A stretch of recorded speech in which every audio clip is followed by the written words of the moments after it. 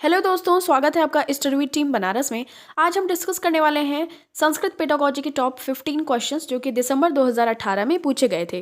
तो चलिए शुरू करते हैं फर्स्ट क्वेश्चन से। तो ये कह रहा है कि यदा छात्राः विरामादि चिन्ह विषयक कौशल वर्धनार्थम शिक्षिताः भवन्ति तदा ते। जब छात्र जो होते हैं, छात्र या छात्राएं जो भी स्टूडेंट्स वगैरह होते हैं, उनको अगर विराम आदि चिन्ह जैसे कि पूर्ण विराम या आश्चर्य या विस्मयादि बोधक चिन्ह या आपका अल्प विराम, इन सब चिन्हों की जब जानकारी हो जाती है तो वो किस चीज़ का कौशल प्राप्त कर लेते हैं या उनमें क्या एक अच्छी चीज़ की क्वालिटी मतलब उत्पन्न हो जाती है। यहाँ पे आपका ऑप्शन नंबर बी सही हो जाएगा। उनकी जो लेखनी होती है, उनका जो लिखने का तरीका होता है वो बिल्कुल शुद्ध हो जाता है।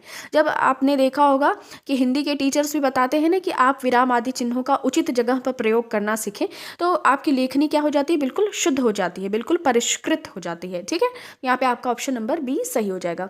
चलिए देखते हैं नेक्स्ट क्वेश्चन। कह रहा है कि भाषा शिक्षण कक्षायाम रचनावादस्य कंस्ट्रक्टिविज्म अर्थः भवति। तो आपने देखा ये जो कंस्ट्रक्टिविज्म है इसका मतलब होता है रचनावाद, लर्निंग बाय डूइंग, मतलब किसी भी काम को करके सीखना। ठीक है, और ये किस पर बेस्ड होता है, आपने अगर कोई काम पहले का किया होगा, आपको उस चीज़ का एक्सपीरियंस होगा, अनुभव होगा, तो उसके आधार पे आप एक रचनावादी हो सकते हैं या कंस्ट्रक्टिविज्म वाला थ्योरी अपना मतलब अप्लाई हो सकता है। तो आपको अगर कहीं पे भी कंस्ट्रक्टिविज्म क्वेश्चन में दिखे तो आपको ऑप्शन में देखना है अनुभव अगर कहीं लिखा हो या एक्सपीरियंस कहीं लिखा हो। ठीक है, क्योंकि लर्निंग बाय डूइंग होता है तो प्रीवियस जो भी आपकी नॉलेज या एक्सपीरियंस होते हैं उसके बेस पे ये काम होता है। तो यहाँ पे देखिए जो अनुभव वाला चीज़ है वो आपका ऑप्शन नंबर सी में दिख रहा है कि ये यहाँ पे ये देखिए यहाँ पे अनुभव वाला चीज़ है ना, तो इसी के थ्रू रचनावादी वाले जो कंस्ट्रक्टिविज्म वाला क्लास होता है वहाँ पे ये भाषा कौशल को प्राप्त किया जा सकता है। ठीक है, तो ये आपका ऑप्शन नंबर सी मतलब तीसरा सही हो जाएगा। नेक्स्ट क्वेश्चन देखते हैं। निम्नलिखितेषु कतमम उत्तरम प्रादेशिक भाषा विकासाय समस्या नास्ति इति सूचयति। इन चारों ऑप्शंस में से ऐसा कौन सा ऑप्शन है जो आपकी जो मदर टंग होती है या मातृभाषा होती है, जो आप अपने प्रदेश में बोलते हैं, अपनी स्थानीय भाषा जो होती है, उसको सीखने में कोई भी समस्या या उत्पन्न नहीं करता है। ठीक है, तो यहाँ पे जो आपका ऑप्शन नंबर ए है वही सही हो जाएगा, क्योंकि ये जो भाषा हम स्थानीय भाषा बोलते हैं, जैसे हमारी स्थानीय भाषा बनारस में भोजपुरी है, तो हमको क्या बोलने में इसको किसी भी तरीके का कोई कमी लगती है या तो फिर हमें कोई प्रॉब्लम होती है, ऐसा तो बिल्कुल भी नहीं होता है, क्योंकि हम इससे भली भांति परिचित होते हैं। ठीक है, तो इसलिए यहाँ पे आपका ऑप्शन नंबर एक सही हो जाएगा। और सेकंड कह रहा है ये तीनों किस लिए नहीं होगा, क्योंकि क्या हमें सुविधा असुविधा होती है, बिल्कुल भी नहीं, हम एकदम फ्लुएंटली बोल पाते हैं। ठीक है, और बोधने अस्पष्टता, क्या हम उसको समझने में कठिनाई का अनुभव करते हैं, कि हमारी जो भी स्थानीय भाषा है क्या हम उसको कठिनाई का अनुभव करते हैं समझने में, तो ये भी गलत बात है।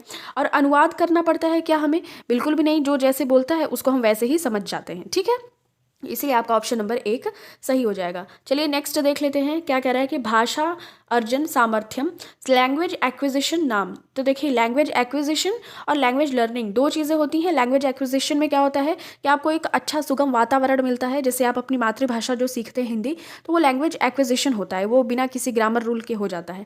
लेकिन भाषा अर्जन ये चीज़ हो गई, और अगर भाषा सीखने वाली चीज़ हो गई लैंग्वेज लर्निंग, तो वो आप किसी स्कूल वगैरह इंस्टीट्यूशन में जाके सीखते हैं।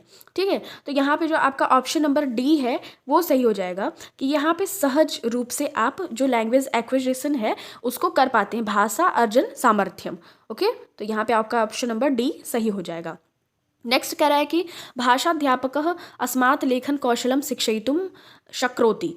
अगर कोई भाषा का अध्यापक है इनमें से जो लेखन कौशल को वगैरह सिखा रहा है, तो वो क्या शिक्षित करने की कोशिश कर रहा है या क्या बच्चों में डेवलप करने की, विकास करने की कोशिश कर रहा है। तो बच्चों में देखिए ऑप्शन नंबर यहाँ पे 3 सही हो जाएगा, कि उनके जो ज्ञान वर्धक विचार हैं, जैसे कि जो ब्रेन स्टॉर्मिंग आइडियाज़ हैं, तो वो चीज़ को उनकी जो मातृभाषा है उसमें सहायता करेगी कि आप अच्छे से लिख पाइए, मतलब बच्चे अच्छे से वो लिख पाएँ। इसलिए ये भाषा का अध्यापक ये लेखन कौशल को विकसित करने में हेल्प कर रहा है। ठीक है, तो आपका ऑप्शन नंबर सी सही हो जाएगा।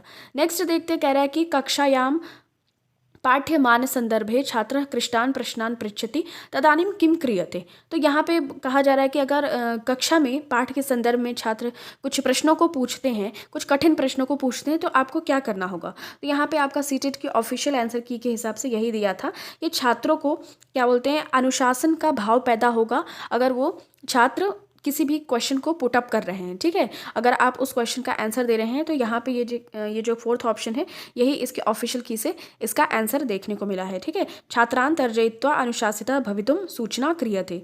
ठीक है, तो चलिए आगे नेक्स्ट देख लेते हैं। कह रहा है कि रटनाभ्यास कारणेन विद्यार्थिनां विकासे कीदृशी की क्षति भवति, मतलब कि क्रैमिंग करने से या रटने से कौन सा लॉस होता है। तो इसका सही हो जाएगा ऑप्शन नंबर बी। उनका जो आत्मविश्वास होता है ना वो बिल्कुल नष्ट हो जाता है, क्योंकि अगर उनको कहीं भी अचानक से बोलने के लिए कुछ बोल दिया जाए तो क्योंकि अगर उन्होंने पहले से रटा नहीं है तो वो कभी बोल नहीं पाएंगे और इस तरीके से उनका जो कॉन्फिडेंस लेवल है, आत्मविश्वास है, वो डगमगा जाएगा। ठीक है, तो इसलिए ऑप्शन नंबर बी सही हो जाएगा।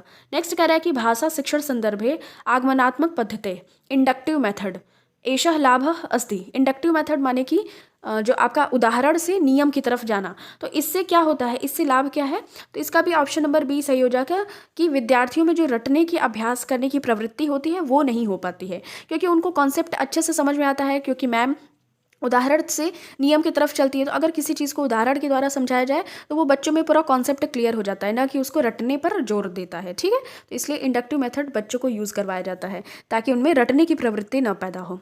नेक्स्ट क्वेश्चन देख लेते हैं। भाषा तावत अभिव्यक्ते स्वमत व्यक्तीकरणस्य सर्वश्रेष्ठम माध्यमम अस्ति।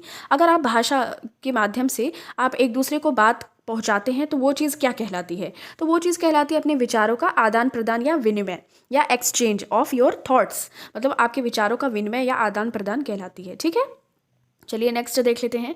कह रहा है कि भारतीय छात्रस्य कस्याः शिक्षणाय महती आवश्यकता अस्ति। जो भारतीय कक्षाएं होती हैं, मतलब भारत में जो कक्षाएं प्रचलित हैं प्राइमरी लेवल पे, तो उनकी जो शिक्षण विधि होती है उसमें किस चीज़ की ज़्यादा आवश्यकता होती है। तो आपको पता है कि मातृभाषा पे ज़्यादा जोर दिया गया है। गांधी जी ने भी इस पर जोर दिया था कि जो प्राइमरी लेवल की जो एजुकेशन होती है बच्चों की, वो मातृभाषा में होनी चाहिए, और जैसा भी होता भी है। ठीक है, चलिए देख लेते हैं। नेक्स्ट क्वेश्चन कह रहा है कि अभिव्याप्य कक्षायाम इंक्लूसिव क्लासरूम, जिसमें कि सभी प्रकार के बच्चे रहते हैं तो पढ़ते हैं, तो भाषा शिक्षणे इयम एका समस्या। तो देखिए, इंक्लूसिव क्लासरूम में अगर सभी तरीके के बच्चे होते हैं, पढ़ते हैं, तो ऑब्वियस सी बात है कि उनकी रुचियां अलग अलग होंगी। हर बच्चे की एक जैसी रुचि या इंटरेस्ट तो नहीं हो सकता, तो यही एक तरीके का समस्या होता है। ठीक है, समस्या पूछा है तो ऑप्शन नंबर डी वाला सही हो जाएगा। विद्यार्थीषु परस्परम रुचि भेद, उनके आपस में जो इंटरेस्ट होते हैं उनमें भेद या अलगाव रहती है, तो यही एक इंक्लूसिव क्लासरूम की समस्या है या प्रॉब्लम। नेक्स्ट कह रहा है कि अधस्तनेषु कतमम उत्तरम मातृभाषा शिक्षणोपयोगी ज्ञान लक्ष्येषु अन्यतम नास्ति। ठीक है, तो ये इसका कहने का मतलब है कि अगर आप किसी मातृभाषा में शिक्षण दे रहे हैं तो उसका ज्ञान का लक्ष्य इन चारों ऑप्शंस में से ऐसा कौन सा नहीं है। देखिए, नास्ति अगर कहीं पे भी दिखे ना आपको, जैसे इंग्लिश पेडागोजी में नॉट लिखता है तो वैसे संस्कृत में नास्ति दिखता है। ठीक है, तो नॉट का मतलब ही होता है नास्ति, तो ये चीज़ आपको ध्यान में रखनी है कि नॉट का मतलब है नास्ति। तो यहाँ पे जो आपका ऑप्शन नंबर बी है ये सही हो जाएगा, क्योंकि जो मातृभाषा में शिक्षण दिया जाता है उसका ये मतलब नहीं होता है कि जो विषय वस्तु है आपकी उसके लिए ज्ञान अर्जन करना। ठीक है, बाकी के जो ऑप्शन हैं उसके जो मातृभाषा शिक्षण होती है उसका तो ये चीज़ सही है कि मतलब उच्चारण का ज्ञान होता है और भाषागत विभिन्न प्रकार के लेखों का ज्ञानार्जन होता है, लेकिन सिर्फ विषय वस्तु की बात करें कि सिर्फ विषय वस्तु को पढ़ाने मात्र के लिए ज्ञान प्राप्त करना, तो ये उद्देश्य नहीं है या ये ज्ञान का लक्ष्य नहीं है। चलिए नेक्स्ट देख लेते हैं। कह रहा है कि निम्नलिखितेषु का वा पद्धति शिक्षण पद्धति टीचिंग मेथड उच्यते। तो इन चारों ऑप्शंस में से ऐसा कौन सा ऑप्शन है जो टीचिंग मेथड मतलब कि बहुत अच्छी शिक्षण पद्धति है, तो ऑप्शन नंबर भी सी आपका सही हो जाएगा। प्रेरणा पद्धति, मोटिवेशन मेथड बहुत ज़्यादा ज़रूरी है किसी भी टीचर के लिए या किसी भी टीचर की टीचिंग प्रोसेस या मेथड में। ठीक है, तो चलिए हम नेक्स्ट क्वेश्चन देख लेते हैं। भाषा शिक्षणे दृश्य श्रव्य सामग्री ऑडियो विजुअल एड्स उपयुक्ता भवति। ऑडियो विजुअल एड्स जैसे कि टीवी या प्रोजेक्टर के थ्रू कोई भी बच्चा पढ़ाई कर रहा है, तो इस तरीके से इन चारों ऑप्शंस में से ऐसा कौन सा है जो ऑडियो विजुअल एड्स में हेल्प करता है। तो देखिए, इसका सीटेट की आंसर की जो आई थी उससे न कथश्चित, मतलब कि इन तीनों ऑप्शंस में से कोई भी नहीं सही था। यहाँ पे आपका ऑप्शन नंबर डी सही हो जाएगा कि इन तीनों चीज़ कुछ भी नहीं बढ़ती किससे, ऑडियो विजुअल एड्स से। ठीक है, प्रोजेक्टर या जिस चीज़ को हम देख और सुन दोनों सकते हैं वो चीज़ की यहाँ बात की जा रही है। ऑडियो विजुअल एड्स का यही मतलब होता है।